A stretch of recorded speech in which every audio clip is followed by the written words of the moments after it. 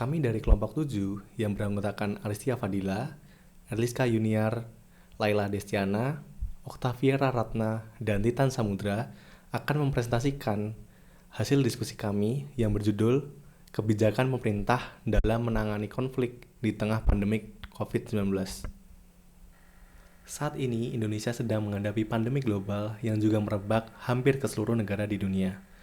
COVID-19 atau lebih dikenal dengan virus corona merupakan virus yang menyerang pernafasan pada manusia. Apabila tidak ditangani dengan tepat, virus ini dapat merenggut nyawa.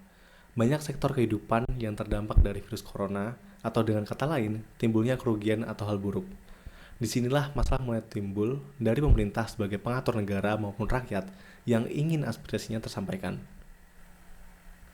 Dari masalah yang melatar belakangi pembuatan makalah tadi, maka hal yang akan kami bahas adalah yang pertama, apa yang dimaksud dengan konsensus nasional. Yang kedua, apa yang dimaksud pendekatan konflik. Yang ketiga, apa saja yang menjadi indikator dalam sebuah konflik. Dan yang terakhir, bagaimana Indonesia, terkhususnya pemerintah, menyikapi pandemik yang sedang terjadi dan juga dalam mengatasi konflik yang timbul akibat pandemik. Konsensus nasional. Pada hakikatnya, menurut R. William Liddell pada tahun 1968 menjadikan konsensus nasional sebagai prasyarat bagi pertumbuhan integrasi nasional. Berbicara tentang integrasi nasional itu sendiri, integrasi nasional akan tercipta di dalam masyarakat dengan adanya konsensus nasional yang dapat mewujudkan suatu sistem nilai untuk dijadikan dasar dalam hubungan sosial yang ada di masyarakat.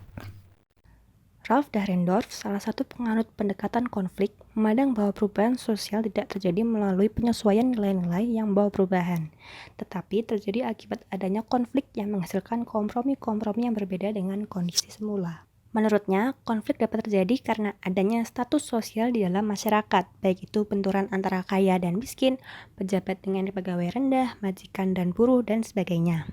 Konflik juga dapat terjadi karena adanya dominasi dan ketidakadilan atau diskriminasi dalam masyarakat.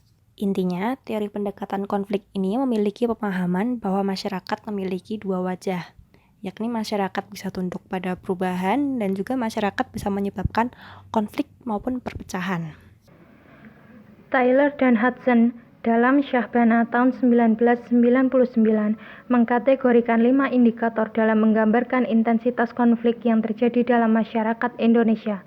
Yang pertama, demonstrasi. Demonstrasi dilakukan oleh sejumlah orang yang memiliki kepedulian yang sama untuk melakukan protes melalui tindakan tanpa kekerasan. Yang kedua yaitu kerusuhan. Kerusuhan pada dasarnya sama dengan demonstrasi, namun memiliki perbedaan dalam pelaksanaannya. Yang ketiga yaitu serangan bersenjata. Serangan bersenjata adalah suatu tindakan kekerasan yang dilakukan oleh kelompok tertentu untuk suatu kepentingan dengan maksud melemahkan atau bahkan menghancurkan kelompok lain. Dan yang terakhir yaitu kematian. Yang dimaksud dengan kematian adalah sebagai akibat dari adanya konflik yang direspon melalui demonstrasi, kerusuhan maupun serangan bersenjata. Sikap Indonesia dalam menanggapi konflik pandemi COVID-19 adalah dengan memberlakukan pembatasan sosial berskala besar atau PSSB di beberapa wilayah dengan tingkat penyebaran COVID-19 yang tinggi. PSSB lebih dipilih pemerintah karena tidak semengikat lockdown. Masyarakat masih dapat keluar rumah untuk tetap bekerja dengan catatan tetap memakai masker dan rajin mencuci tangan dengan sabun atau hand sanitizer. Sedangkan untuk para pekerja yang dikenakan PHK, pemerintah berupaya untuk memenuhi kebutuhan hidupnya dengan memberikan BLT atau bantuan langsung tunai berupa sembako, serta meringankan beban pajak masyarakat seperti pajak listrik.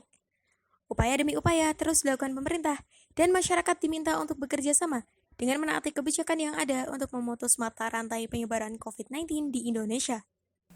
Dari pemaparan sebelumnya, kita bisa menyimpulkan bahwa pandemi COVID-19 memang banyak merugikan banyak negara di dunia, termasuk Indonesia. Memang menjadi tantangan yang sangat baru bagi Indonesia untuk menghadapi pandemik yang melumpuhkan berbagai sektor kehidupan, hingga konflik-konflik kemudian bermunculan di tengah masyarakat dengan kebijakan-kebijakan pemerintah yang dirasa juga sangat memberatkan.